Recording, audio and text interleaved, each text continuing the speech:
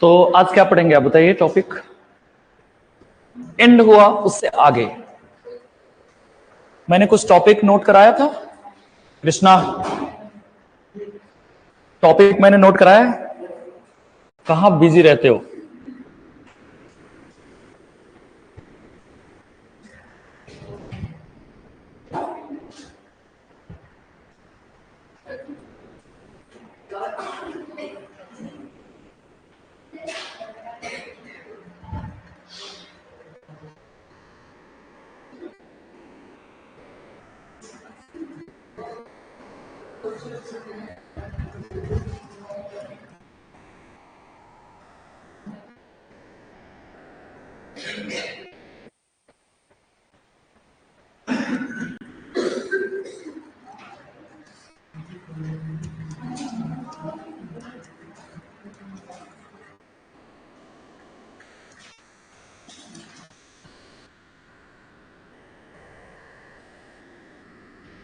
So today topic is development of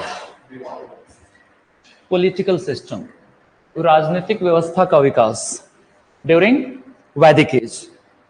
वैदिक युग में राजनीतिक संस्था से मतलब हमारा सिंपल है कि हाउ वैदिक पीपल रूल्ड बाय और which kind of administrative systems means bureaucracy, councils as like decision making institutions as like parliament, right? So political system के बारे में आज हम डिटेल जानेंगे। और इससे पहले इंडस वैली में आपने क्या पढ़ा? इंडस वैली में कोई प्रॉपर पॉलिटिकल सिस्टम है या नहीं है, इस बात को लेके सिर्फ एक हाइपोथेटिकल अप्रोच हमने डिस्कस किया, बिकॉज हमारे पास कोई लिटरेरी सोर्सेस अवेलेबल नहीं है। एविडेंस है like assembly, the college, priest house etcetera, but कोई प्रॉपर एविडेंस नहीं है कि क्या पॉलिटिकल सिस्टम था, इंस्टीट्यूशंस के क्या नाम थे। लाइक हम पार्लियामेंट कहते हैं, उस समय था या नहीं हमें नहीं पता, बट हमने एक बिल्डिंग को नाम दे दिया था द कॉलेज, सभा भवन, असेंबली। बट यहां पर सब कुछ प्रॉपर है। लाइक इस पॉलिटिकल सिस्टम में आप देखोगे, अगर वैदिक एज के अकॉर्डिंग देखें, according to period, first period कौन सा था? Early Vedic, and then later वैदिक,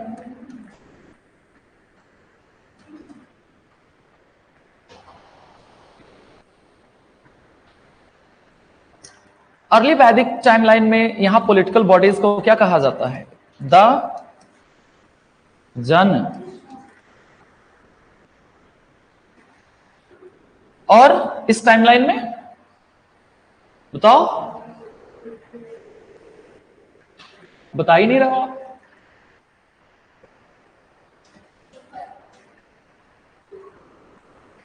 जनपद।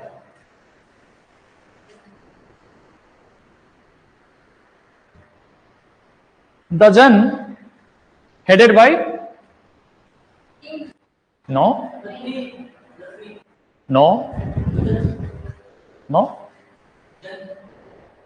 जन तो खुद ही है।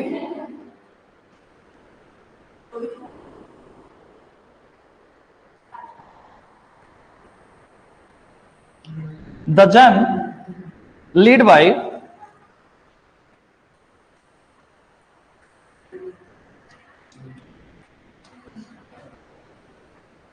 राजन।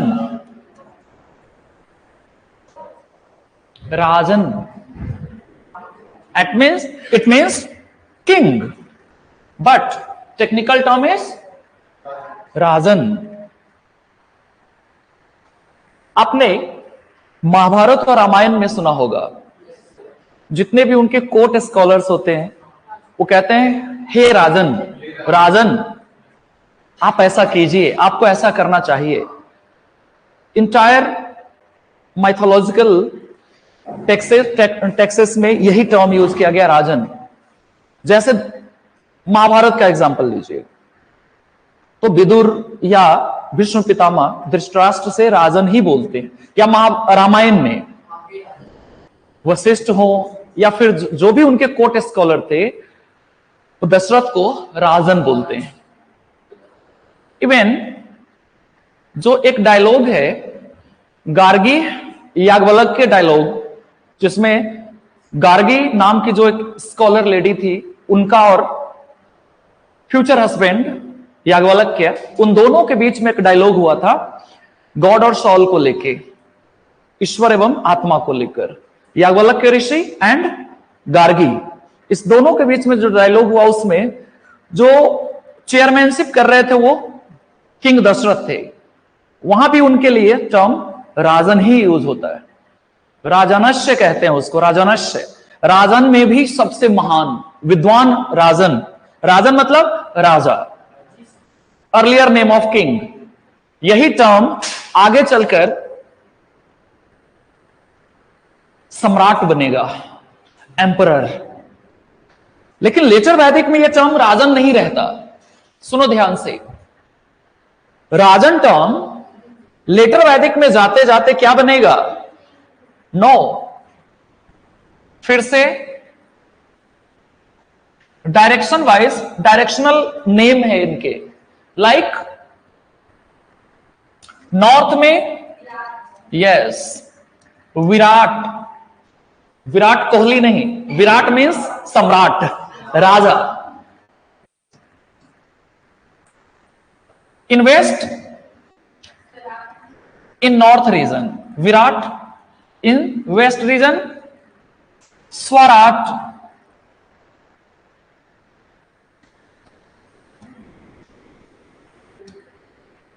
इन ईस्ट रीजन यस सम्राट। एंड साउथ रीजन कहां राजा? भोज। बस, आगे नहीं, डायलॉग पूरा नहीं करना। आप fill in the blanks question deal नहीं कर रहे हैं। So in south region king generally known as Bhoj.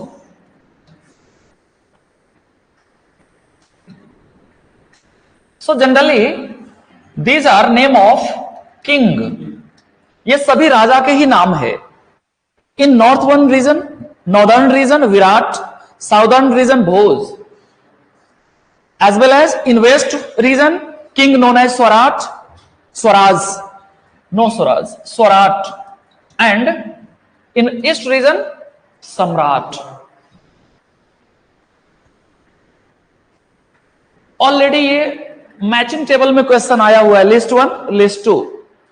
Name of the king and zone, north zone में क्या कहोगे, साउथ जोन में क्या कहोगे, ईस्ट में क्या, वेस्ट में क्या, ये सारा नाम आपको याद होना चाहिए। बट एक पैरामाउंट टर्म क्या है? किंग। सभी किंग के ही सिनोनिम है, पर्यायवाची है, जो उस समय लेटर वैदिक पीरियड में इस्तेमाल हुए राजा के लिए। Simple. So first technical term आया द जन। नाउ पिरामिड, इसी से आप पॉलिटिकल सिस्टम को जान पाओगे। जन ऑन द टॉप, जन डिवाइडेड इंटू, जन divided into wish,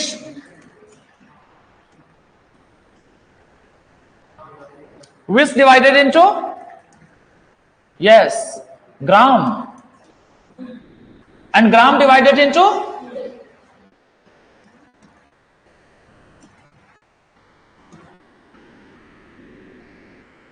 now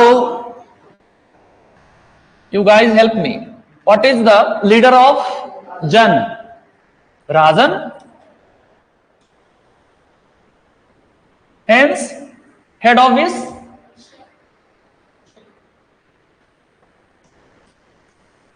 yes विषयपति।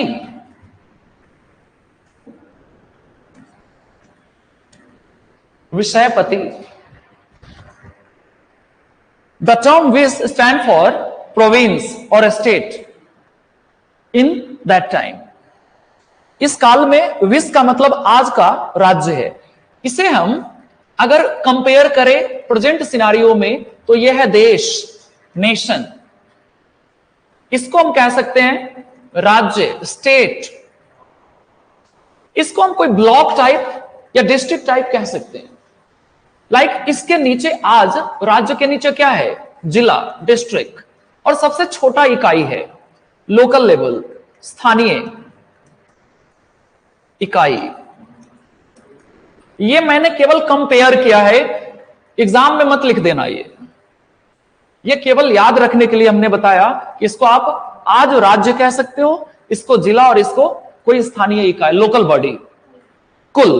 सो ग्राम हेडेड बाय ग्रामीणी।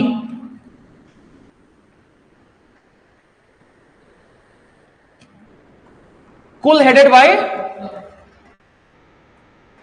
कुलप।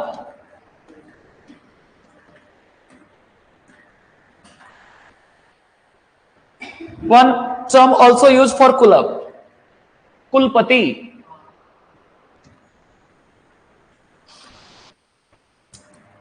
कुलपति कह सकते हो, बट ये टर्म यूज मत करना। अच्छे एग्जामिनर मार्क्स काट लेंगे आपके अगर आपने कुलपति लिखा तो। आपको क्या लिखना है? कुलप।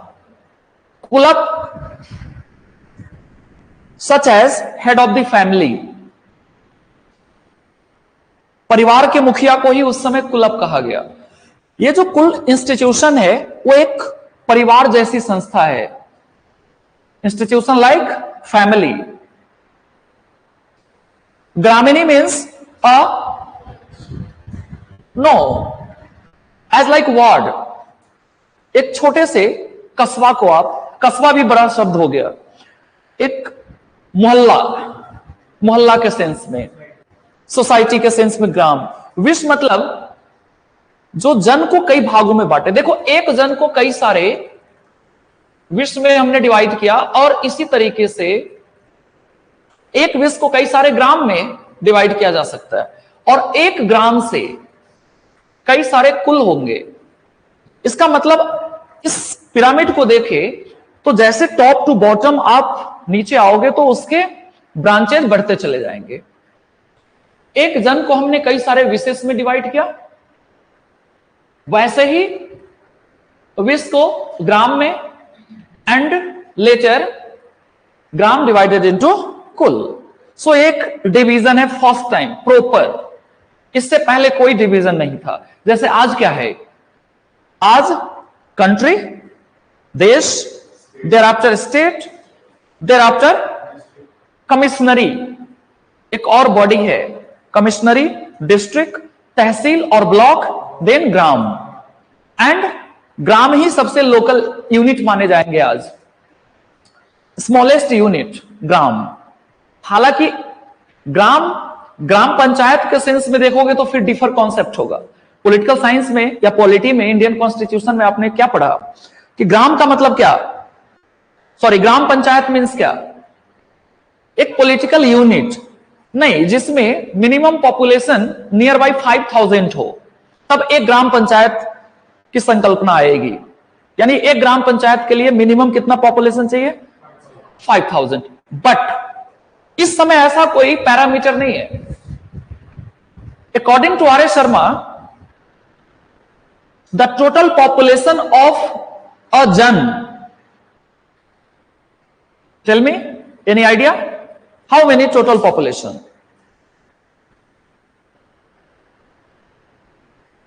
R.S. Sharma say that maybe 20 to 50 or maximum 80, means एक जन में ज्यादा से ज्यादा 20 से 50 लोग हैं, और इसमें ही सारा डिवीजन है। 20 से 50 लोगों का यह पूरा डिवीजन है। यानी एक जन में उन्होंने पॉपुलेशन बताया कितना, यानी एक राजन कितने लोगों को लीड कर रहे हैं? अप्रॉक्स 20 to 50 इन ऋग वैदिक पीरियड, एंड लेटर वैदिक पीरियड 80 और मोर देन 80। ऋग वैदिक काल में 20 से 50 लोग ही तो हैं, और उत्तर वैदिक काल में 80 से ऊपर लोग की संस्था है। बिकॉज ड्यूरिंग लेटर वैदिक period 2 or more than 2 jana commonly join as a political body। 2 या 2 से अधिक जन एक साथ मिलकर एक संस्था बनाया और कहा गया जनपद। अभी मैंने पीछे दिखाया था, ये देखो, लेटर वैदिक में क्या हो गए? जनपद। इट मीन्स जन और जन मिला और बन गया जनपद। जन प्लस जन इक्वल टू जनपद। तो स्वाभाविक रूप से अगर 20-20 का जनसंख्या होगा तो 40 तो मिनिमम होगा, 50-50 होंगे तो 80 से ऊपर तो होंगे ही। अगर उस बीच में कहीं 40 पे है तो 80 होगा ही होगा। इट मीन्स एक आइडिया है, एक विचार है कि जब जन और जन आपस में मिले तो बन गया जनपद, और जनपद की संख्या 80 से ज्यादा है। आप क्या सोच रहे होंगे अब तक कि कम से कम 1000-2000 लोग तो एक जन में होंगे ही, तभी उसमें ग्राम है, उसमें विश्व है, उसमें कुल है। यहां बात हो रही है 20। कई सारे ऐसे फैमिली होते हैं जहां 20 लोग होते हैं, नहीं?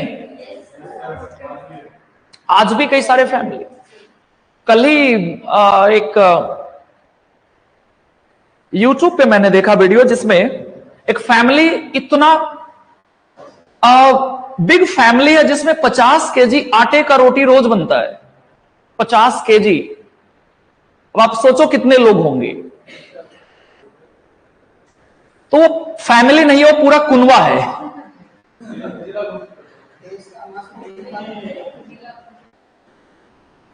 तो चलिए आगे बढ़ते हैं।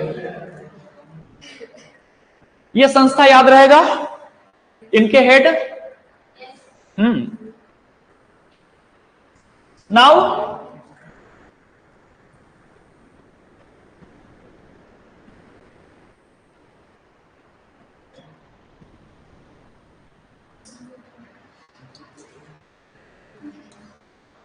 यस,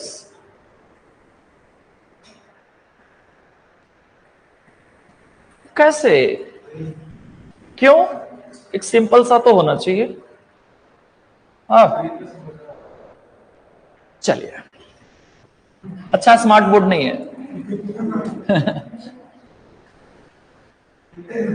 हाँ चेंज करवा दें? आप स्मार्ट होने चाहिए बस। टीचर, स्मार्ट बोर्ड, क्लासरूम के स्मार्ट होने से कोई फर्क नहीं पड़ता। आप कितने स्मार्ट हो रहे हो, दैट्स इट। आपको स्मार्ट होना है केवल।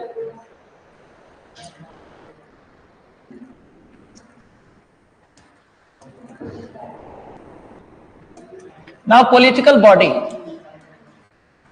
और बॉडीज। अब हम लोग बात करने वाले हैं राजनीतिक संस्था की, जिसमें भारत में सबसे जो ओल्डेस्ट संस्था है उसका नाम क्या है, जो आप लोग कुछ देर पहले बता रहे थे? Oldest body, political body, like parliament? No? हाँ,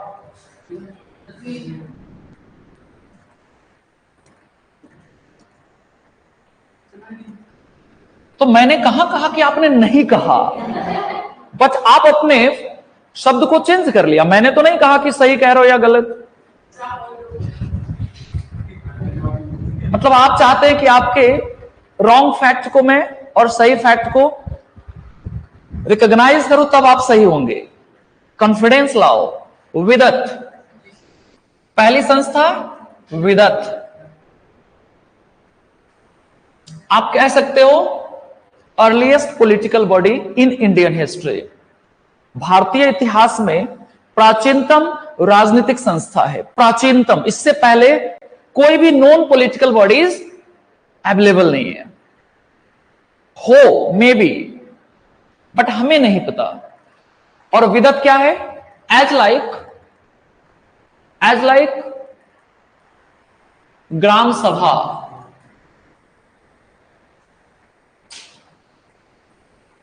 जिसमें उस गांव के सभी वयस्क लोग, इट मीन्स 18 प्लस लोग भाग लेंगे। इट मीन्स मेंबर ऑफ विदत,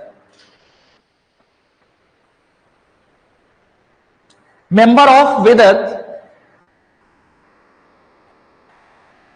ऑलरेडी आप जानते हैं ग्राम पंचायत का कॉन्सेप्ट। आज विलेज असेंबली में कौन भाग लेते हैं? All member of village. No no no, गांव में कौन भाग लेते हैं? तो आपको गांव के बारे में नहीं कुछ पता, कहां से बिलोंग करती हो? क्या बोली? 18 प्लस। एक गांव के जितने भी वयस्क लोग होंगे वो सब क्या होंगे? मेंबर ऑफ ग्राम सभा। आज भी सेम कॉन्सेप्ट है जैसा वैदिक पीरियड में था।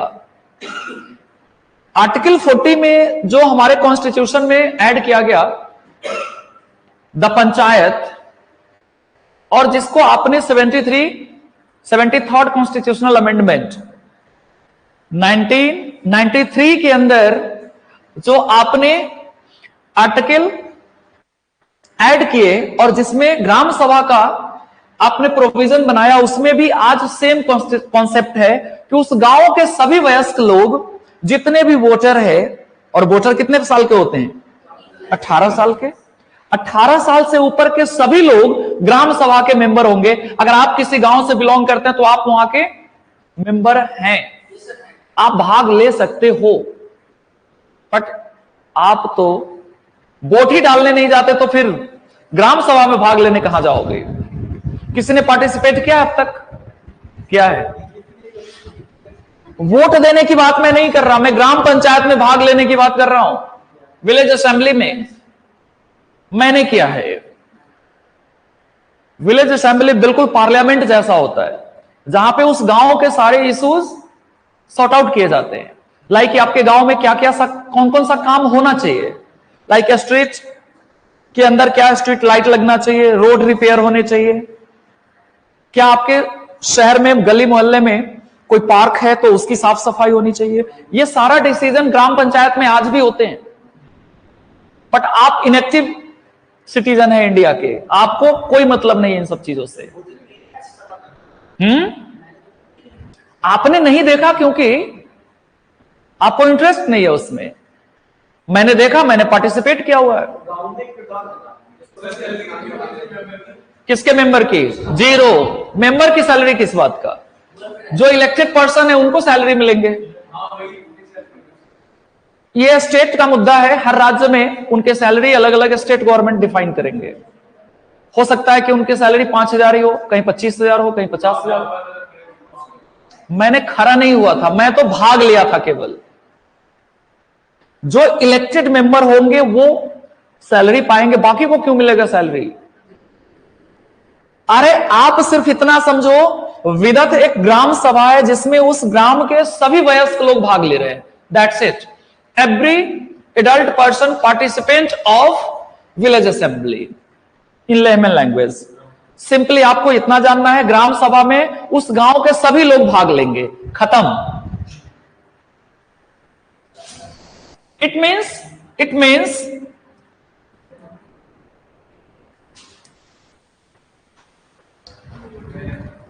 man and women both are participant of village assembly, not only male.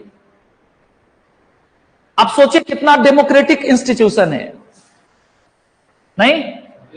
बिल्कुल लोकतांत्रिक संस्था है जहां सभी पुरुष एवं सभी महिला भाग लेते हैं। सेकेंड, और ये होगा केवल अर्ली वैदिक में। अर्ली वैदिक में केवल विदत है, और फिर 2 इंस्टीट्यूशन रिप्लेस करेगा विदत को, और अब होगा कौन सा? सभा एंड समिति। Second political body, and third political body.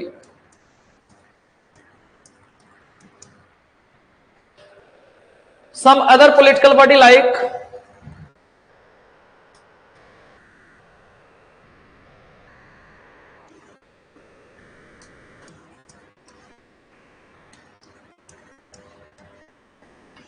Gana Parishad,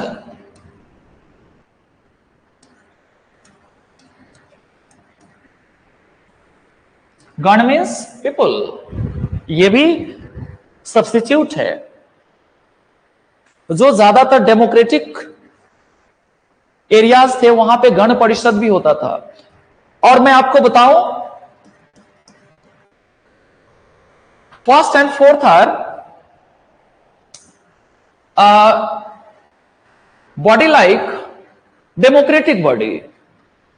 यहां दोनों एक ही जैसी संस्था, या तो विदत होगा या फिर गण परिषद। इस दोनों का नेचर ऑलमोस्ट सेम है, बट यहां पे डिफरेंट है। Sabha made by elder person belongs to Brahmin society only. सभा का जो निर्माण होता है उसमें केवल बुजुर्ग ब्राह्मण समुदाय के लोग भाग लेते हैं। लिखेंगे आप, इसके मेंबर कौन होंगे? एल्डर पीपुल ऑफ ब्राह्मण सोसाइटी। ब्राह्मण सोसाइटी, ब्राह्मण समुदाय के केवल बुजुर्ग, वयस्क, वयस्क की बात नहीं हो रही है यहां, बुजुर्ग, Elder, senior most, senior person कह सकते हैं आप, यानी 18 वर्ष से ऊपर वाले लोग भाग नहीं ले रहे हैं। अडल्ट नहीं लिखा जा सकता। एल्डर, एल्डर का मतलब सीनियर। एक टर्म है ऋग्वेद में जहां लिखा है, राजन ने जैसे राजा के मित्र हैं, इसमें सारे उनके दोस्त हैं, राजा के फ्रेंड ही सारे मेंबर हैं सभा के। बट एक चीज तय है कि इस संस्था में भी महिला और पुरुष भाग लेते हैं विदत की तरह ही। एल्डर तो है बट उसमें महिला एवं पुरुष दोनों हैं। इसका अगर आप डेजिग्नेशन देखें तो केवल एडवाइजरी कमेटी है। यह डिफरेंस है। विदत के पास सभी तरह के राइट थे, मींस द विदत have all kind of right like taking decision making and implementation, also the his decision, अपने आदेश को लागू करने का भी अधिकार विदत के पास था और नियम बनाने का भी। Means decision making and implementation both right है विदत। बट सभा वर्क एज एडवाइजरी काउंसिल, केवल सलाहकारी संस्था है। जरूर लिखना, सभा का स्टेटस क्या है? एडवाइजरी काउंसिल, एडवाइस देने का काम है, यानी इसके पास विदत से कम पावर है ना। इवन विदत के लोग ही अपने लिए राजन का चुनाव करते थे। द राजन इलेक्टेड बाय विदत। अब आप सोचो, राजा का निर्वाचन करने वाली संस्था अगर ग्राम सभा है, विदत है, तो कितना पावरफुल होगा। और यह संस्था केवल सलाह देगा। समिति क्या है फिर? समिति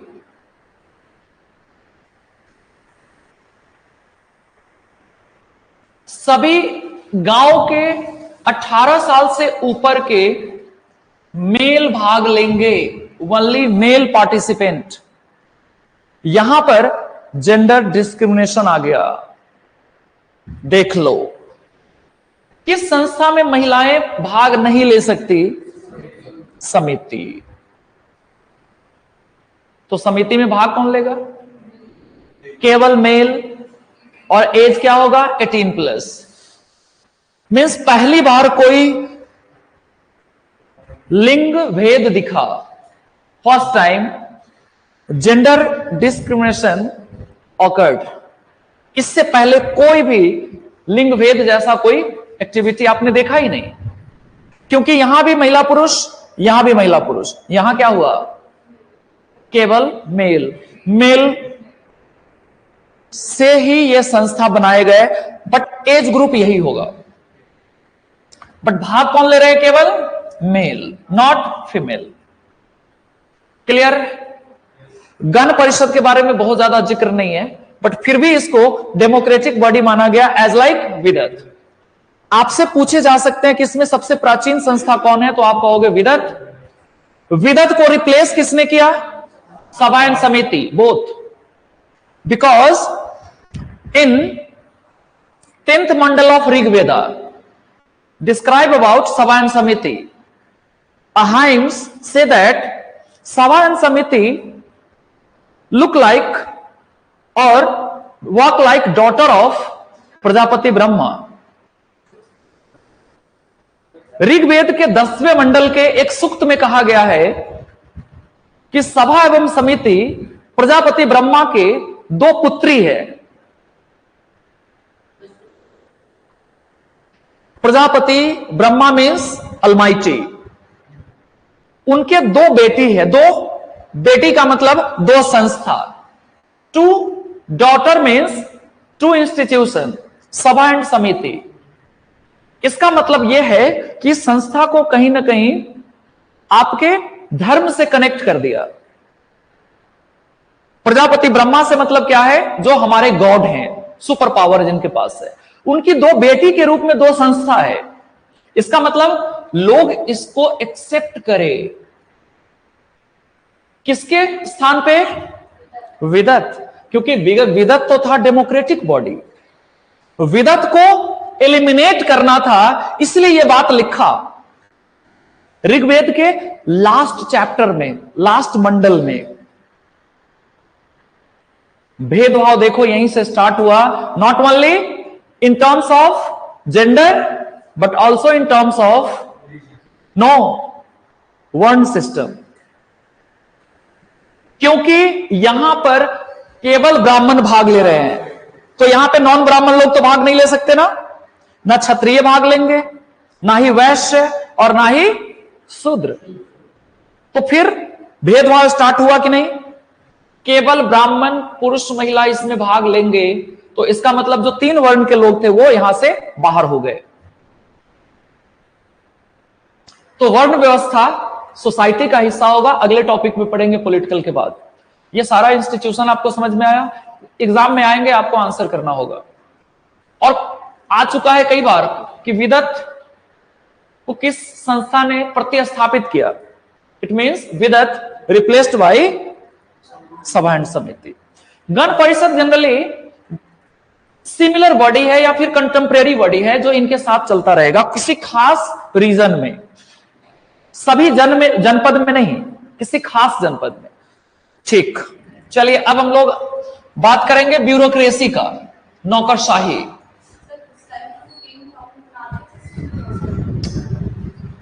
इन earlier phase king elected person, it means democratic organisation नहीं था, मोनार्की नहीं था। हां, धीरे धीरे डेवलप हुए मोनार्की सिस्टम। एक टर्म यूज किया है ओलिगार्की, कबीलाई संस्था है ओलिगार्की। ओलिगार्की मींस जब अपने ही कबीला के लोगों के द्वारा कोई एक इलेक्टेड हो। खैर, हम यहां बात करने वाले हैं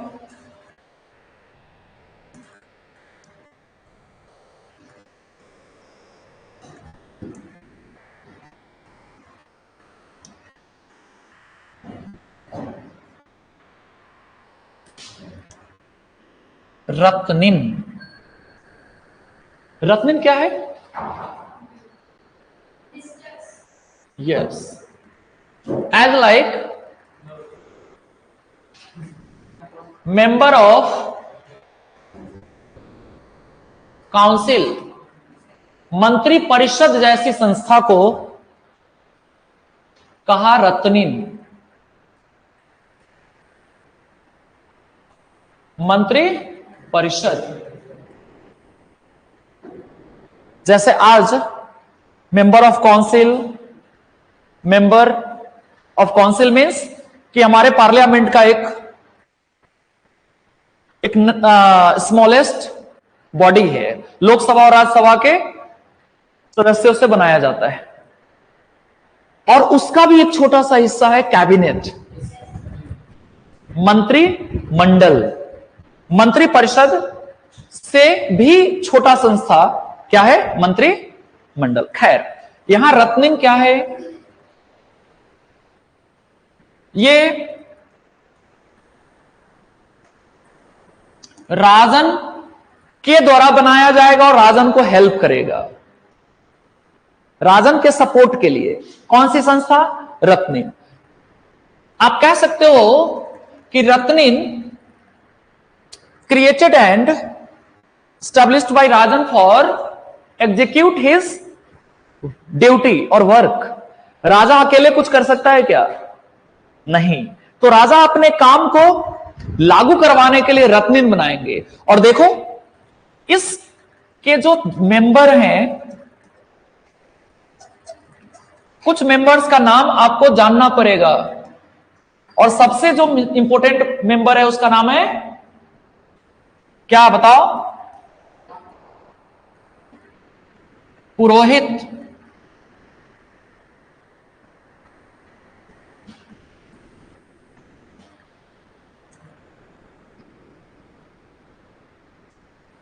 As like priest, court priest. Purohit work as a advisor of king, as like prime minister. Purohit work like prime minister. ये राजा के बाद दूसरे सबसे पावरफुल व्यक्ति हैं।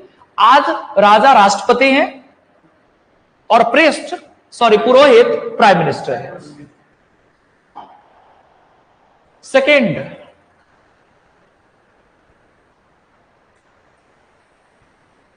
सेकेंड डेजिग्नेशन अंडर रत्निन, सेनानी मीन्स कमांडर इन चीफ। सेनानी, सेना से सेंस आपको समझ में आ गया होगा। सेनानी, सेनानी। इसका काम क्या होगा? मिलिट्री एक्सरसाइजेस, जितने भी सैन्य अभियान हैं उसको ये संपादित करेंगे। आज डिफेंस मिनिस्टर, रक्षा मंत्री राजनाथ सिंह जैसे।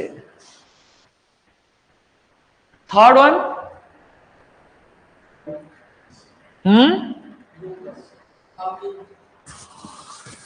इतना पावरफुल पोस्ट नहीं है, भागदूत।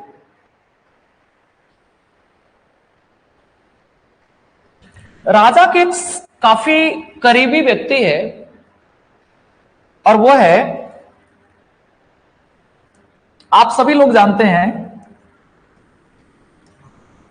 महिषी।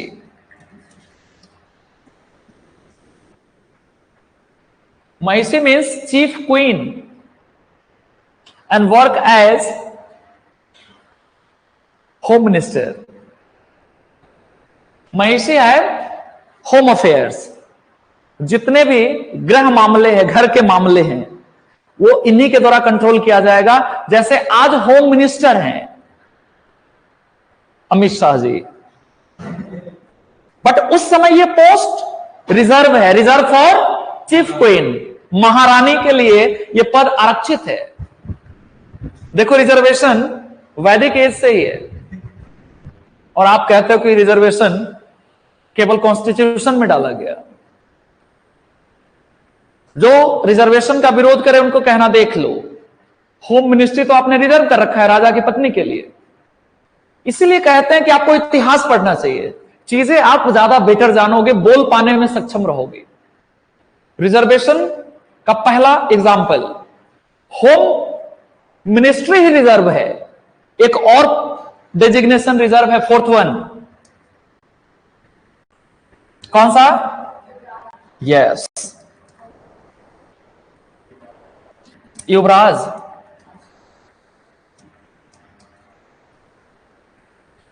जनरली युवराज वर्क विदाउट पोर्टफोलियो, बिना किसी विभाग का ही काम करता है ये, वैसा भी क्राउन प्रिंस रहता ही है इसी काम के लिए। अंडर ट्रेनी ऑफिसर, किसी न किसी के साथ एसोसिएट होता है, और ज्यादातर टाइम युवराज ग्रामीणी या विषयपति के साथ एसोसिएटेड होता है। किसके साथ? विषयपति। अभी आपने देखा था ना हायरार्की में सेकंड नंबर पे क्या था, देखो विषयपति, राजा के नीचे। तो ये कई बार विषयपति के रूप में भी काम कर सकता है, कई बार बिल्कुल, मैंने क्या एक टर्म यूज किया, वर्क विदाउट पोर्टफोलियो, बिना विभाग के मंत्री हैं ये, इनकी मर्जी, बट वेतन मिलेंगे, एक पोस्ट है। As like Rahul Gandhi under Manmohan Singh, under Sonia Gandhi. Sonia Gandhi जब चेयरमैनशिप में थी तो युवराज कौन थे? यही थे, युवराज ही तो कह सकते हैं आप इनको, राहुल गांधी को। मनमोहन सिंह प्राइम मिनिस्टर थे। देखो मैं एग्जाम्पल, लाइव एग्जाम्पल इसलिए दे रहा हूं कि चीजें आपको समझ में आए। ये एग्जाम्पल एग्जाम में मत लिख देना कि राहुल गांधी युवराज थे, सोनिया गांधी महारानी थी, मनमोहन सिंह प्रधानमंत्री थे। ये सब लिखने की बात नहीं है, समझने की बात है। ठीक है कृष्णा, लिखते तो नहीं होना ये सब कॉपी में, ये केवल आपको समझाने के लिए कहता हूं कि आप समझ जाएं इजिली। और युवराज का पोस्ट 4th रैंक पे है। 5वां पोस्ट कौन सा है? 5वें नंबर पे एक पोस्ट है, आज जिसको आप रथी कहते हो, उस समय इस पोस्ट को क्या कहा गया? सारथी भी आज ही जैसा शब्द है। सारथी तो आप जानते हैं, भगवान कृष्ण अर्जुन के सारथी थे। चैरिएटर, चैरिएटर को आप सारथी कहते हैं, उस समय रथी कहा गया। रथी का मतलब रथ चलाने वाला। भगवान कृष्ण से बढ़िया एग्जाम्पल क्या हो सकता है? अर्जुन के रथी थे। बहुत इंपॉर्टेंट पोस्ट माना जाता था उस जमाने में। अगर आपने महाभारत को ठीक से देखा होगा तो उसमें कहते हैं योद्धा युद्ध जीतता है, यह बात तो सत्य है, लेकिन वो जीतता है इसके पीछे सारथी का हाथ है।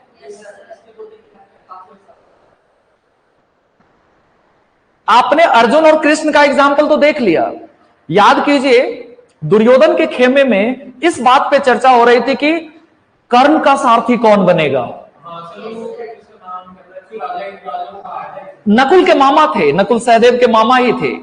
वो जब आ रहे थे राजस्थान से पांडव कैंप को ज्वाइन करने, तो गलती से दुर्योधन वाले कैंप में वो चले गए और खाना वाना खा लिया। तो कहा नमक खा लिया तो अब तो लड़ना होगा अपोजिशन के साथ।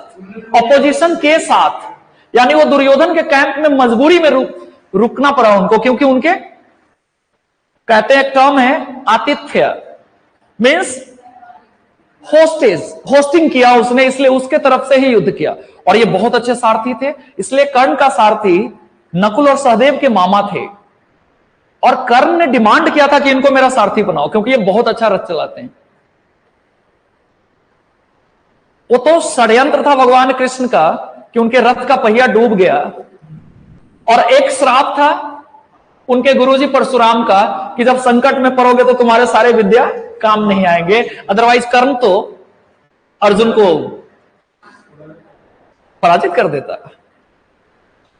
समझ रहे हैं? सारथी का पोस्ट काफी इंपॉर्टेंट माना जाता है, और बिना सारथी का आप अपने मंजिल तक पहुंच ही नहीं सकते। यहां पर आप सभी योद्धा हो और मैं या हमारे जैसे जो टीम है वो आपके सारथी है। हम लोग केवल आपको रास्ता दिखाने वाले हैं, युद्ध तो आप ही को जीतना है। हमारी भूमिका बिल्कुल कम है, आपकी भूमिका ज्यादा है आपके सफलता में। समझ में आ रहा है? देखो एक एग्जांपल भी मिल गया। इसी तरह के कुछ और पोस्ट यहां लिख दो। 6 नंबर, जो बार बार राहुल कह रहा है उसको लिख लेते हैं, नहीं तो वो कहेगा कि मेरे वाले शब्द को तो सर इग्नोर ही कर रहे हैं। तो आपने कहा भाग दूध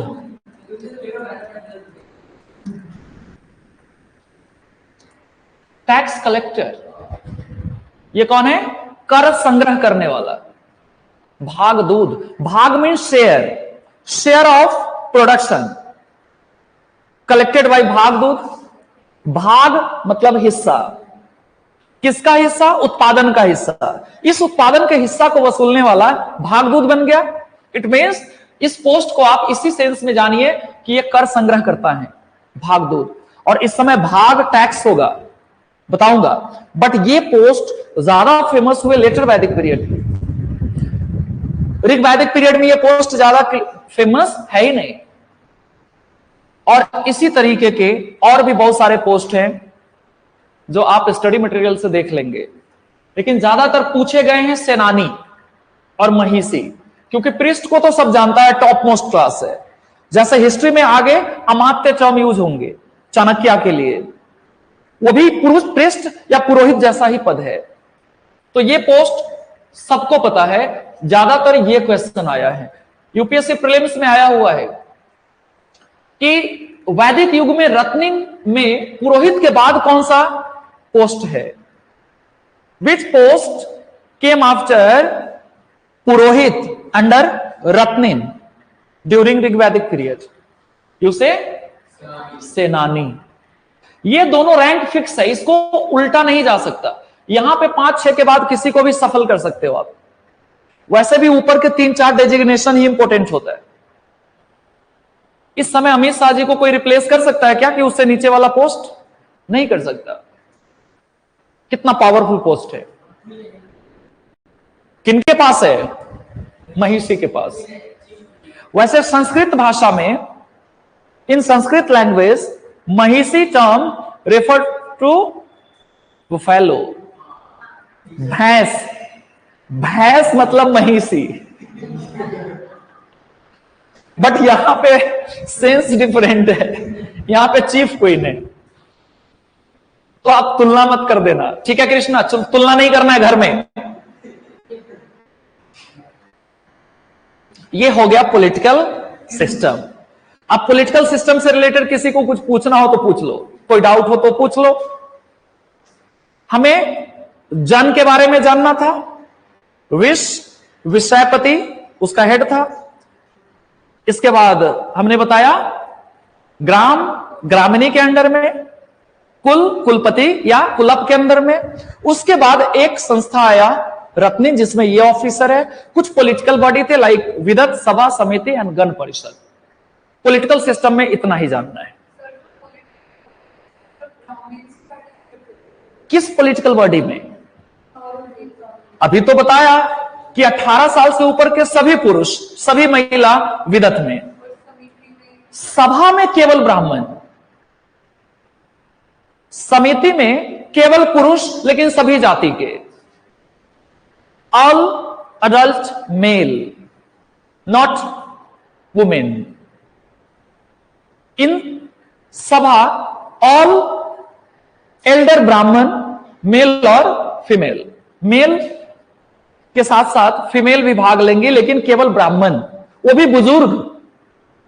और विदत में सभी, ऑल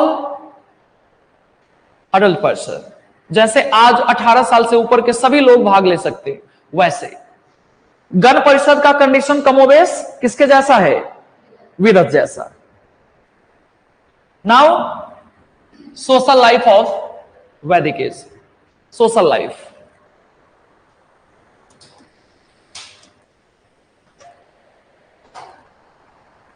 सामाजिक जीवन।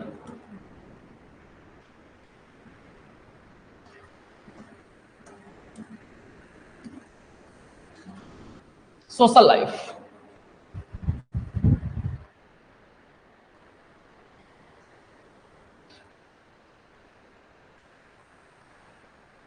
First element under society, society based on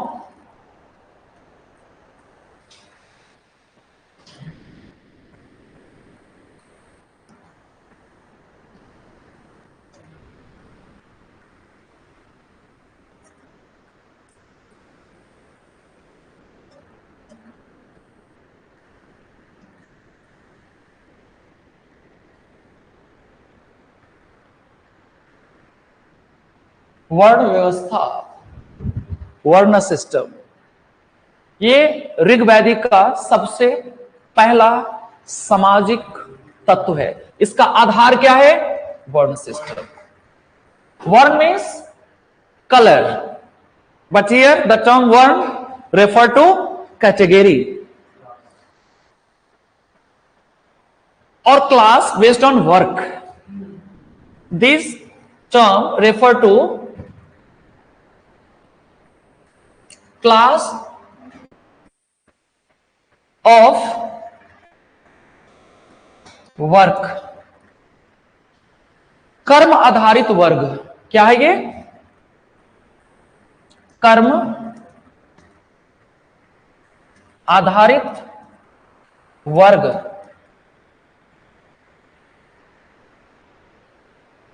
जैसे देखिए यहां सब लोग ध्यान से, मान लीजिए ये पूरा सोसाइटी है और 4 डिफरेंट डिफरेंट काम करने वाले लोग हो सकते हैं, जैसे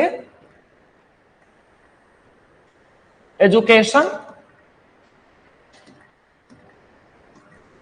यज्ञ, रिचुअल्स। तो पहला कैटेगरी इससे जुड़ा हुआ था, उसको कहा ब्राह्मण।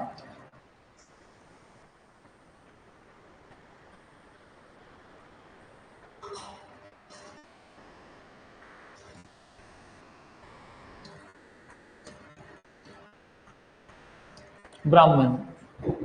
दूसरा कैटेगरी जिसका काम रूल से है या फिर जो डिफेंस में काम करता है, आर्मी है, सेना में भाग लेता है, ये हो गया क्षत्रिय।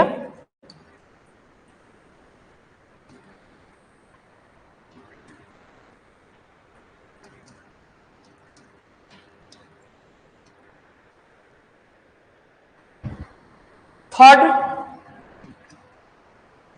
Trade,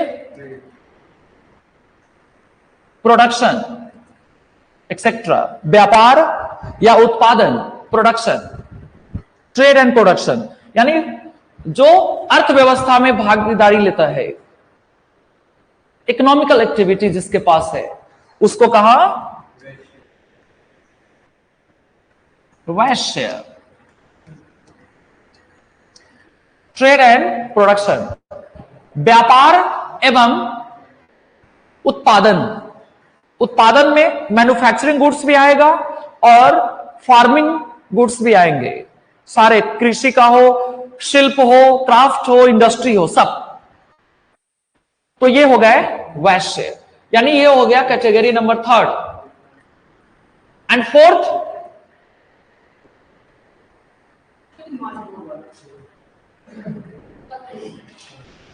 service. और सर्विस नहीं, सर्विसेस, लाइक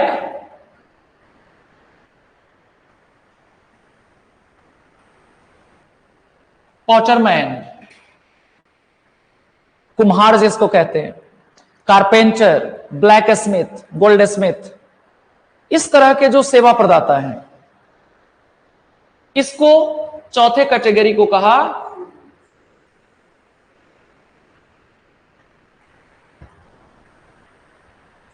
शूद्र।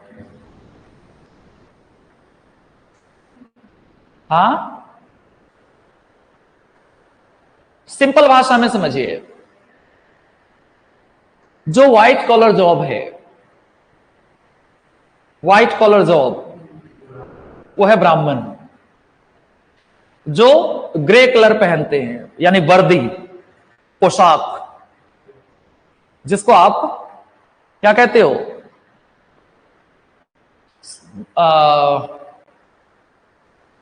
मिलिट्री के ड्रेस को क्या कहते हैं जनरली?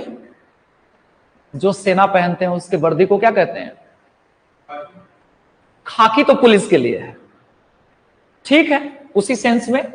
तो जो डिफेंस से रिलेटेड है वो सब हो गए क्षत्रिय। जो शक्ति का काम करता है, तलवार का काम करता है, युद्ध। जो टैक्स हेवन कैटेगरी है, टैक्स हेवन समझते हो ना, कर चोरी करने वाले, जिसको आप बनिया कहते हैं, आप बोलने ही वाले थे। तो जो बनिया कैटेगरी है वो हो गए वैश्य। आज भी वैश्य सिनोनिम ऑफ बनिया। और जो बाजार से धनिया लाता हो वो हो गए शूद्र। एक बात ध्यान से समझिए सब लोग, लिखना बंद करके, और गॉसिप नहीं कीजिए। ये सभी लोग ऋग्वैदिक काल में एक परिवार के हो सकते थे। ये सभी लोग एक ही फैमिली के हो सकते हैं और सब इक्वल है, इक्वल इन पोजीशन। एक ही परिवार में जो जिसका इंटरेस्ट इन काम में है वो बन गया ब्राह्मण। उसी परिवार में छोटा भाई क्षत्रिय बन गया। जो कहा कि नहीं मुझे तो पैसा चाहिए, पैसा कमाना है, तो बन गया वैश्य। और जो कहा मुझसे कोई काम नहीं होगा, काम करने में मजा नहीं आता, बैठ के खाऊंगा केवल, तो कहा ठीक है जा तू बाजार से धनिया ले आ, वो हो गया शूद्र। यानी घर के सबसे निकम्मे पर्सन को उस समय शूद्र कहा। ये मैंने क्या कहा, एक ही परिवार में ये सभी लोग रहते हैं। अकॉर्डिंग टू ऋग्वैदिक, hymns describe about word system where a person say that I am कवि, मैं लेखक हूं, I am poet. My mother made flour, मेरी मां चक्की चलाती है, आटा बनाती है। और मेरे पिता वैद्य हैं, वैद्य मीन्स डॉक्टर, शिक्षा जगत से संबंधित काम है, ऋषि महर्षि जैसा काम है। वैद्य, वैद्य मतलब डॉक्टर, चिकित्सक। जो आयुर्वेदिक इलाज करते हैं उसको वैद्य ही तो कहते हो, उसको डॉक्टर कहना ठीक नहीं होता, वो वैद्य होते हैं। अब आपको यह समझ में आया? एक चीज ध्यान रखना है, इसमें किसी में भी कोई भेदभाव नहीं है, सब इक्वल है। और ये सब बातें हो रही थी, ये जो वर्ण व्यवस्था की बातें थी, ये क्लास रिलेटेड टू वर्क है, ये सब ऋग्वैदिक की बात है। ऐसा स्ट्रक्चर किस काल में है? ऋग्वैदिक में। अब देखते हैं उत्तर वैदिक में कैसा स्ट्रक्चर है।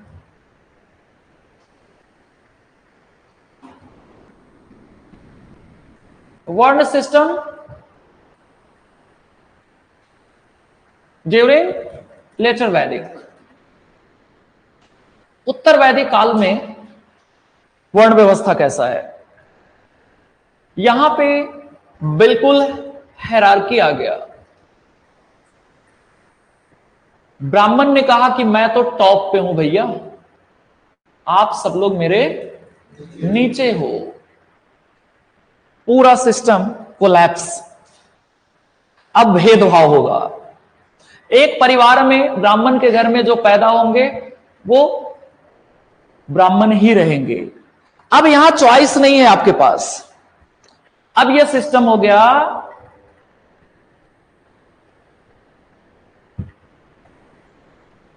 जन्म आधारित, बाय बर्थ। वहां क्या था? बाय वर्क, कर्म आधारित। यहां क्या हुआ? By birth. अब आप पैदा हो गए क्षत्रिय घर में, और आप फिजिकल हैंडीक्राफ्ट क्यों ना हो, आप हैं क्षत्रिय, भले आप आर्मी में भाग ले या ना ले। आप वैश्य तब हैं जब आप वैश्य घर में पैदा हो गए, भले आपको बिजनेस में मजा नहीं आता हो, फिर भी आप हैं वैश्य। और आप कितने भी ज्यादा स्कॉलर हैं, चाहे आप पंडित बनने की क्षमता रखते हैं अपने अंदर, आप हैं शूद्र। अब आपको केवल सेवा ही करना है। ये सर्विस प्रोवाइडर है इस तीनों के। इनके घरों में काम करेंगे, इनके फॉर्म में काम करेंगे। इट मीन्स ड्यूरिंग लेटर वैदिक पीरियड शूद्रास वर्क फॉर ब्राह्मण, क्षत्रिय एंड वैश्य। किसके लिए काम कर रहे हैं? ऊपर वाले तीनों के लिए। किसकी सेवा कर रहे हैं? तीनों के लिए।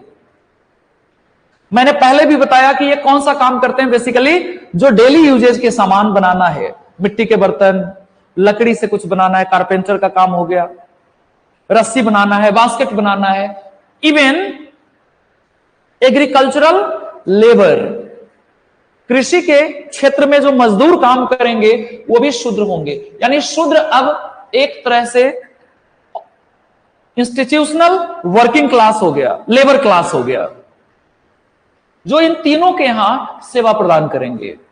यही तो वर्ण सिस्टम जन्म आधारित बना जो आज तक है। फिर से वही एग्जांपल, कर्म के बारे में, सूत पुत्र कहा गया उसको।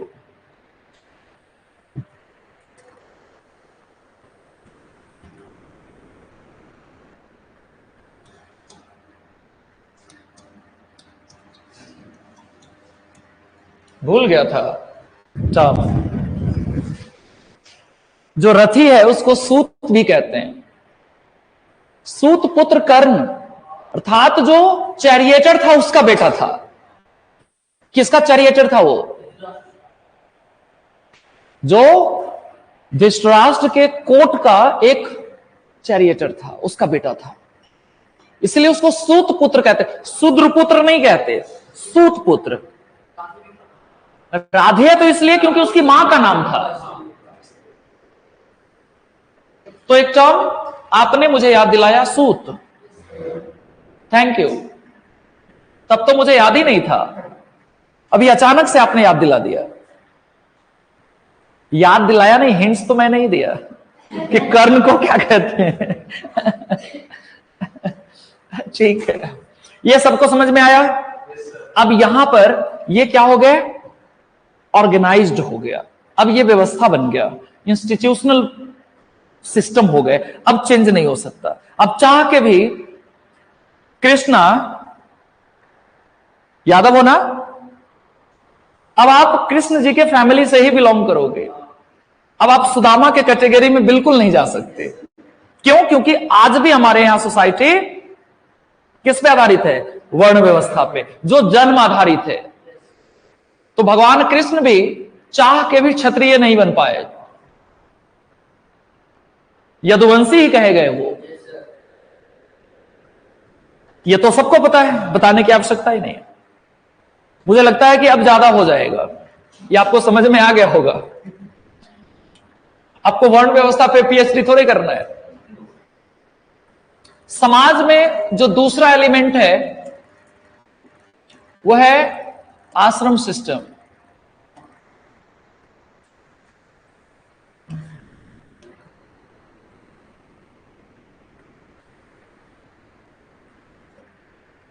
आश्रम व्यवस्था, आश्रम मीन्स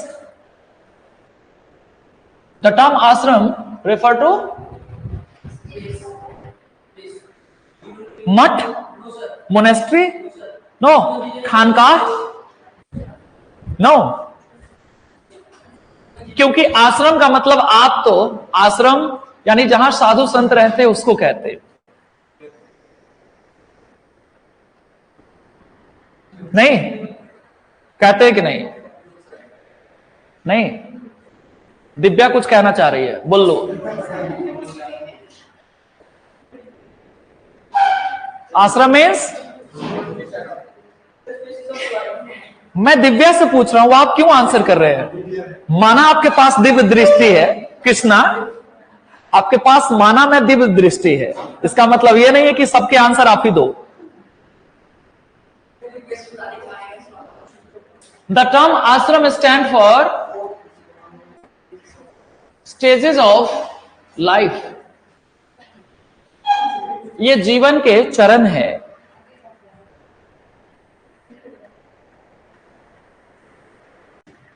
जो उम्र पर आधारित है। किस पर? According to age. जैसे सबसे पहला आश्रम आप सब जानते हैं, कौन सा?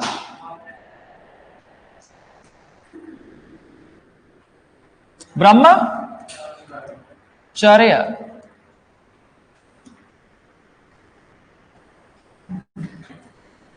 ब्रह्मचर्य मीन्स क्या होता है भाई? नहीं, होता क्या है? The term brahmacharya stand for age of chastity और age of acquiring knowledge. Which one? Generally common people refer to age of chastity. सामान्य व्यक्ति ब्रह्मचर्य का मतलब पवित्रता से रखते हैं कि आपका जीवन बहुत पवित्र हो, किसी भी तरह का कोई आपके लाइफ में डायलूजन ना हो, मोह माया से आप दूर रहे, तब ब्रह्मचर्य है. जबकि ब्रह्मचर्य का मतलब एग्जैक्ट है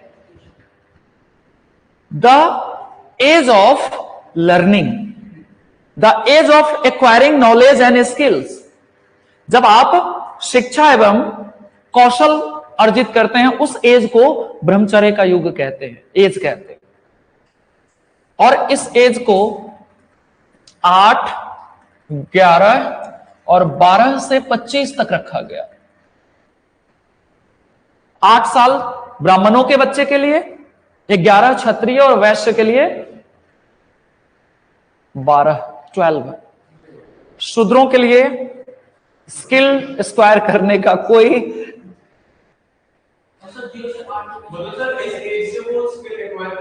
यस 8 साल तक माना गया कि बच्चा कोरा कागज है, कोई नॉलेज अर्जित करने का उसमें कोई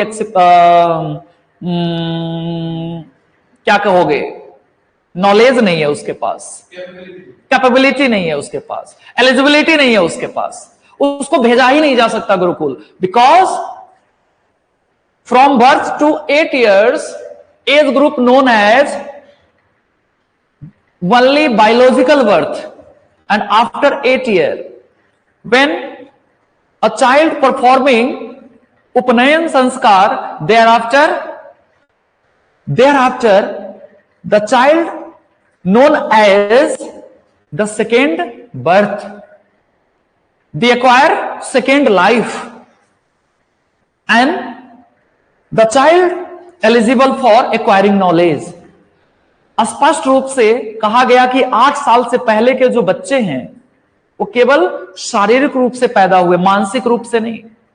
जब 8 वर्ष के उम्र में उपनयन संस्कार हो जाएंगे उस बच्चे का, एक बच्चा जब परफॉर्म कर लेगा उपनयन संस्कार और रिचुअल्स, अ होली प्रैक्टिस, यानी एक यज्ञ के माध्यम से जब वो उपनयन संस्कार पूरा कर लेगा, तब वो ज्ञान प्राप्ति के योग्य होगा, तब वो ब्रह्मचर्य उम्र में जाएगा.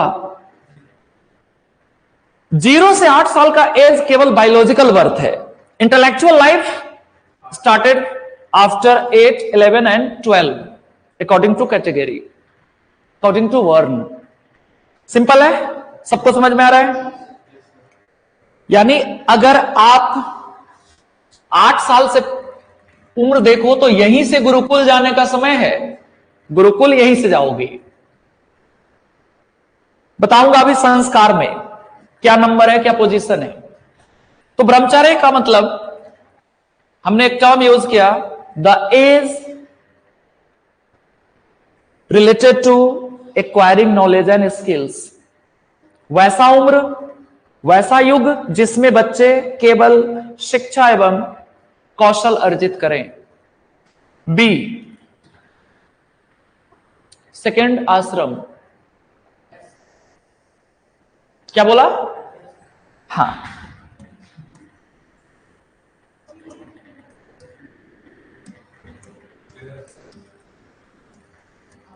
गृहस्थ. Grihastha means family life. When a man, a child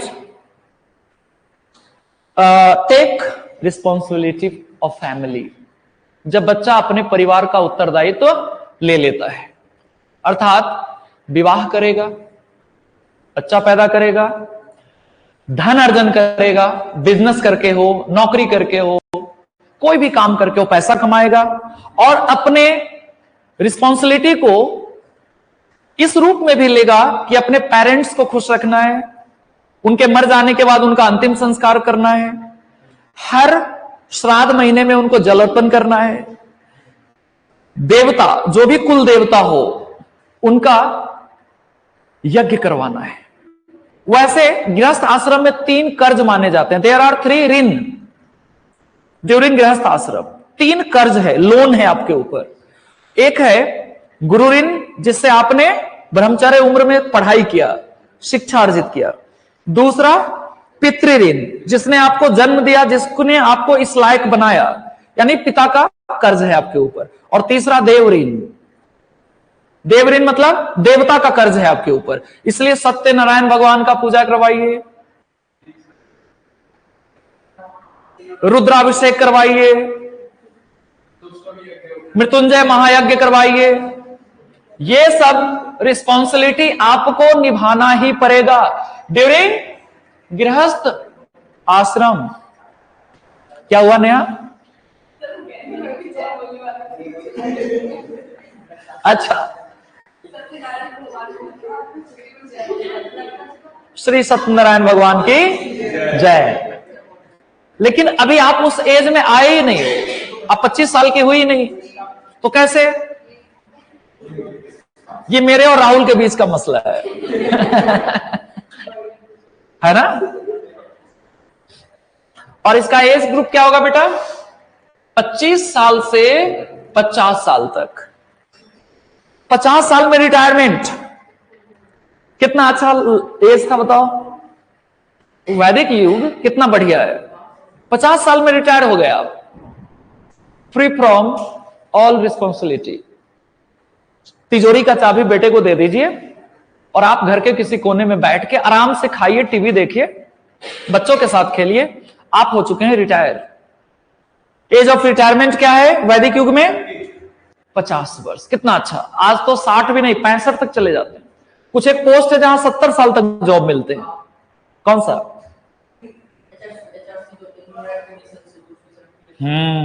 yes.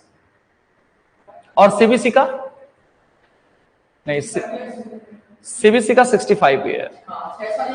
Human rights में सुप्रीम कोर्ट के रिटायर्ड जज जाते हैं, इसलिए 70 साल है। कहां? कैमरा के सामने से आप कैसे पास कर रहे हो? जो ऑनलाइन बच्चे हैं उसका क्या होगा?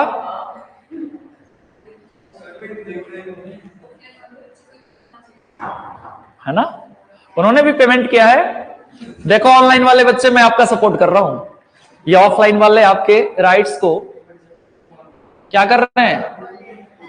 हनन। यस, ह्यूमन राइट्स की बात हो रही थी। सी, जो तीसरा स्टेज है उसको क्या बोलोगे?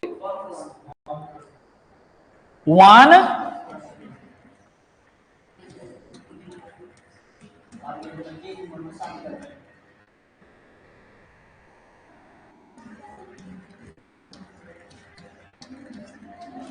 वानप्रस्थ ही होता है, वानप्रस्थ। और ये होगा 50 से 75। लग ही रहा था। और ये तीनों किस पीरियड का है? अर्ली वैदिक। और 4th ऐड होगा किस समय? ड्यूरिंग लेटर वैदिक। उत्तर वैदिक काल में चौथा आएगा और उसको बोलेंगे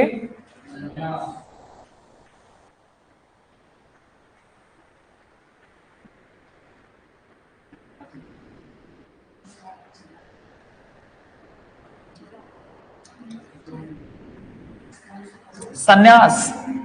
और सन्यास का एज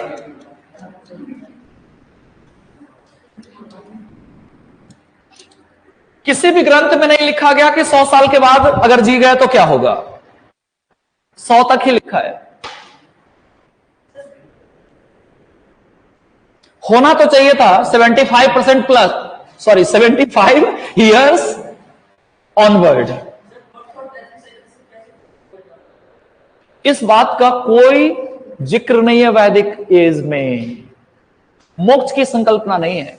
बताऊंगा अभी रिलीजन में, अभी सोसाइटी चल रहा है, रिलीजन में आने दो फिर बताऊंगा। महात्मा बुद्ध ने क्या कहा? You should follow ashtangik marg, believe in 4 noble truth, and on the daily basis you should follow the seal. Thereafter you are eligible for acquiring salvation. आपको तभी मोक्ष मिलेगा जब एक का एग्जाम्पल दिया बौद्ध धर्म का, अलग अलग धर्म का एग्जाम्पल लोगे तो फिर क्लास ही निकल जाएगा। शंकराचार्य का सबसे अच्छा है, उन्होंने कहा कि आप मोह माया से दूर हो जाओ, तभी आपका आत्मा बोल पाएगा, बोल उठेगा, अहम ब्रह्मोस्मि, मैं ही ब्रह्मा हूं। कब? जब आप इस माया रूपी पर्दे से बाहर आ जाओगे। पर्दा से मतलब यहां पे है एक बैरियर। बैरियर क्या है? ठंड, गर्मी, वर्षा, भूख, है ना, इस तरह की चीजें। लग्जरी कार चाहिए, मोबाइल चाहिए, आईएएस बनना है, ये भी माया है। इनसे दूर हो जाओ, मोक्ष। लेकिन उसके लिए शंकराचार्य ने रास्ता बताया, you should follow the Vedas. वेद पढ़ना होगा, तभी उनके दर्शन को, जो अद्वैतवाद है उसको बोलते हैं अद्वैत वेदांता। अद्वैत means not two, only one, means God and soul is one, not two. तो अद्वैत को अपनाओ जिसका आधार वेद है। वेद पढ़ो, सच्चा ज्ञान होगा, तब आपके आत्मा बोल उठेगा कि मैं ही तो ब्रह्मा हूं, यानी आप हो गए ईश्वर। मोक्ष मिल गया? आपके क्वेश्चन थे इसलिए मैंने 2 का एग्जाम्पल दे दिया। The term sannyas means the life of wandering for searching new things, new knowledge, spirituality, etc. संन्यास का मतलब होता है आपको खोज में जाना, भटकना। भटकना शब्द निगेटिव है, खोज करना अलमाइटी का, जहां आप राम नाम जपो। सत्य है नहीं राम नाम जपना है। मैंने एक टर्म यूज किया, सर्चिंग फॉर न्यू थिंग्स, खोजना। सत्य का मतलब तो निपट जाना होता है। समझ में आया क्या? बहुत पढ़ रहे हो आप लोग। ये क्या हुआ? ये नया पेज नहीं दे रहा मुझे। भी टाइम तो है ही हमारे पास। भाई ये नया पेज नहीं दे रहा, क्या करूं मैं बताओ? हैंग कर गया लगता है।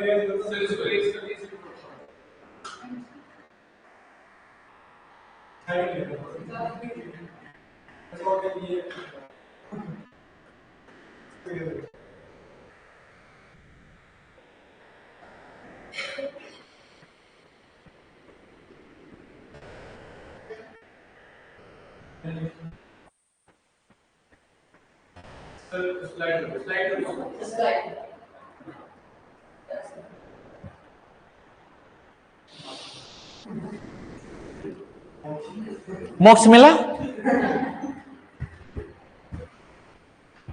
हर धर्म का मोक्ष अलग है। जैन धर्म वाला मोक्ष ही बताया, नहीं तो तुम तो भाग ही जाओगे क्लास से। जैन धर्म के मोक्ष का मतलब है कि आपको सबसे पहले तो ये उनके 10 स्टेजेस फॉलो करने होंगे, 10 स्टेजेस। मति, श्रुति, इस तरह से कैवल्य तक पहुंचना है। और कैवल्य के लिए आपको वस्त्र त्याग करना होगा। संलेखन, क्यों हंस रही हो? तुम तीनों अलग अलग बैठना कल से। संलेखन, निर्जरा मीन्स आपको भूखे प्यासे उपवास करना होगा। साथ ही साथ प्लग्ड योर हेयर, आपके अपने सारे केस को क्या करना है, नोच देना है। केस लोचन, टर्म क्या है, केस लोचन। और इससे भी अगर आपके काया क्लेश ना हो, यानी बॉडी को पेन ना हो, तो पैर में रस्सी बांधो, लटक जाओ। डेथ हुआ तो मिलेगा मोक्ष, नहीं निकला कैसे? चंद्रगुप्त मौर्य लटका था कि नहीं, और उसको मिला कि नहीं मोक्ष? मिला। जैन धर्म में आज भी यही परंपरा है, क्योंकि उससे पहले आपने सारे स्टेजेस पास कर चुके हो, अंतिम स्टेज वही है, तो मिलेगा ही मिलेगा। अब उससे कौन पूछने जाए जो चला गया? उससे पूछने के लिए तो वहीं जाना होगा, वही रास्ता अपनाना होगा। जैन धर्म का मोक्ष प्राप्ति का रास्ता सबसे कठिन है, पढ़ाऊंगा किसी क्लास में, इंतजार करो।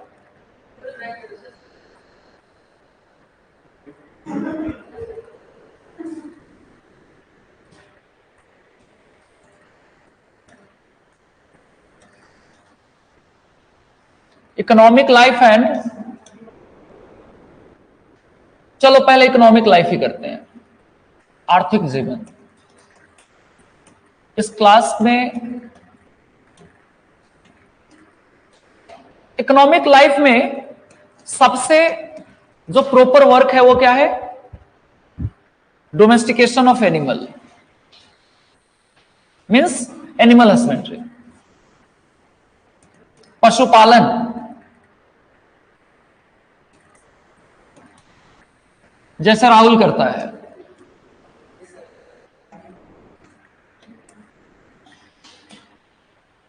पशुपालन क्या है जी? द मेन ऑक्यूपेशन, मुख्य पेशा है इस समय, मुख्य पेशा। आपका मुख्य पेशा क्या है? पढ़ना। इनका मुख्य पेशा था पशुपालन। दूसरा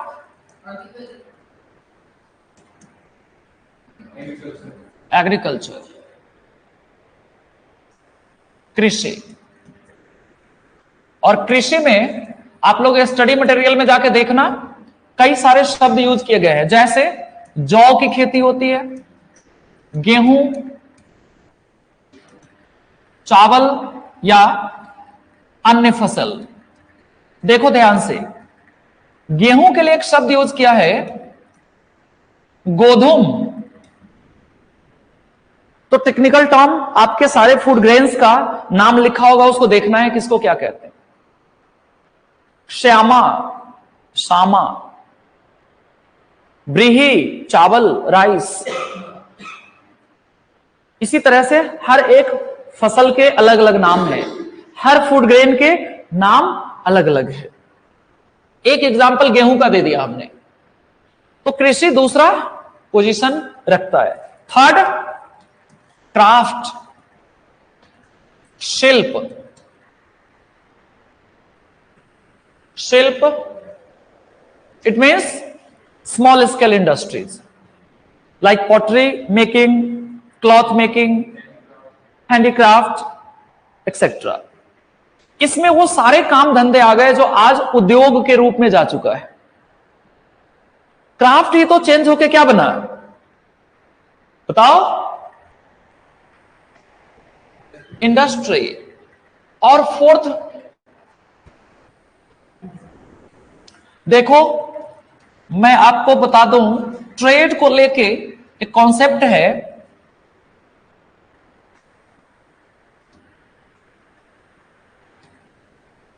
अर्ली वैदिक में केवल लोकल ट्रेड होता है, जबकि ड्यूरिंग लेटर वैदिक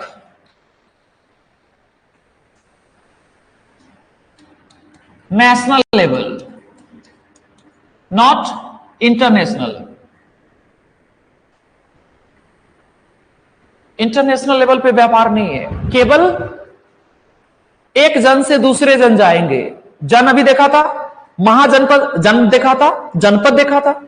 सो दो यहां पर केवल स्थानीय बाजार है, कौन सा बाजार? Local market. जैसे आपके गली मोहल्ले में वीरवार, शुक्रवार, शनिवार, बुधवार, बुध बाजार, शनि बाजार, वैसे ही यानी गांव कस्बा के लोग अपने अपने सामान के पास वहां पहुंच जाते हैं और एक दूसरे का सामान जिसको जो चाहिए एक्सचेंज करके वापस चले आते हैं। अभी भी वाटर सिस्टम ही है। Water system is exchange the goods. पिछले क्लास में डिस्कस किया था हमने। लेटर वैदिक पीरियड में जाकर सब्स्टिट्यूट डेवलप हुए। और कौन सा सब्स्टिट्यूट डेवलप हुआ? कौन बताएगा? लेटर वैदिक में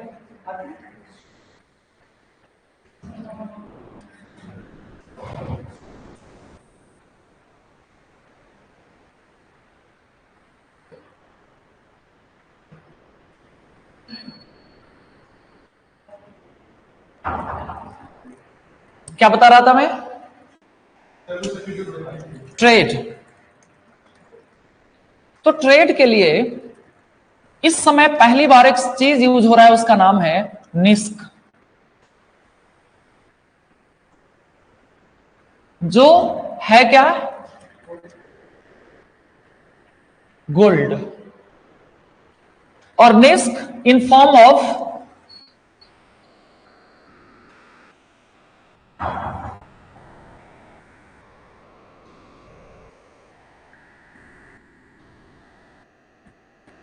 ऑर्नामेंट, आभूषण के रूप में है। गले में पहने जाने वाला एक हार है, नेकलेस। निस्क क्या है? A gold material made necklace. सोने के धातु से बना हुआ एक गले का हार, नौलखा हार।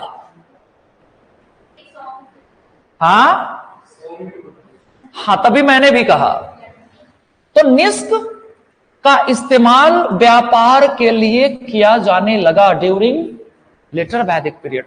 उत्तर वैदिक काल में निस्क का उपयोग वस्तुओं के खरीद बिक्री के लिए स्टार्ट हुआ और यही चीज आगे बढ़कर क्या बना? पंच मार्क्ड क्वाइन, आहत सिक्के। आहत सिक्के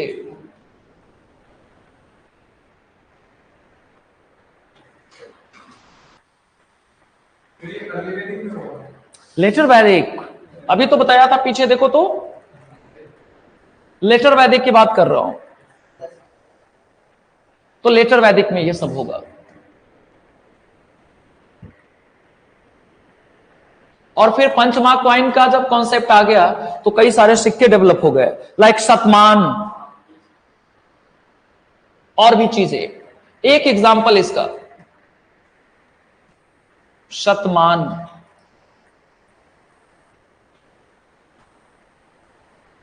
ये भारतीय इतिहास का पहला कोई कॉइन है, बट है किस कैटेगरी का?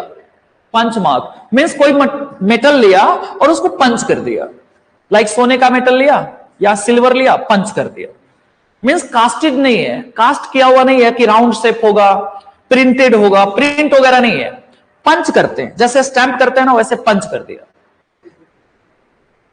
तो शतमान एक सिक्के का एग्जांपल है। किस काल में? उत्तर वैदिक काल में, ड्यूरिंग लेटर वैदिक पीरियड। कुछ धातु वगैरह के नाम आपके स्टडी मटेरियल में होगा, उसको याद करना होगा। लाइक आयरन को क्या कहते हो? श्याम अयस।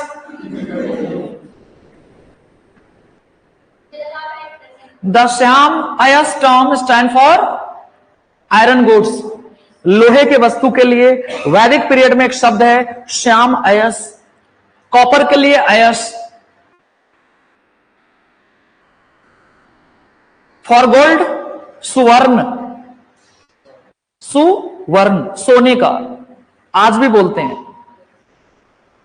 स्वर्ण सिक्के, स्वर्ण मुद्रा भेंट किया जाए राहुल को।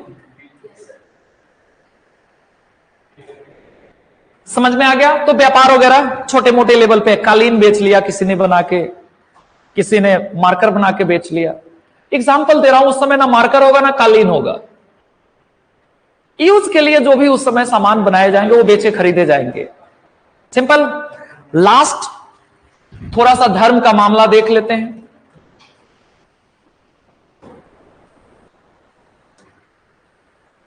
रिलीजन, उत्तर वैदिक काल में और ऋग वैदिक काल में धर्म कैसा है? ड्यूरिंग ऋग वैदिक period nature worship in form of symbolic worship, प्रकृति पूजा एक सांकेतिक पूजा के रूप में होता है। जैसे आपको पूजा करना है किस चीज का, मान लीजिए आपको यज्ञ करना है कि वर्षा हो, रेनफॉल के लिए, तो आपने इंद्र को भगवान मान के उनका यज्ञ करवा दिया। आज भी कराते हैं, जब ज्यादा मेघ हो तो भी, कम हो तो भी, सूखे के समय भी यज्ञ करवाया। सिंबॉलिक वर्शिप हुआ कि इंद्र देवता यानी कि वर्षा के देवता को पूजा करके, खुश करके, प्रसन्न करके आप उनसे पानी मांग रहे हैं।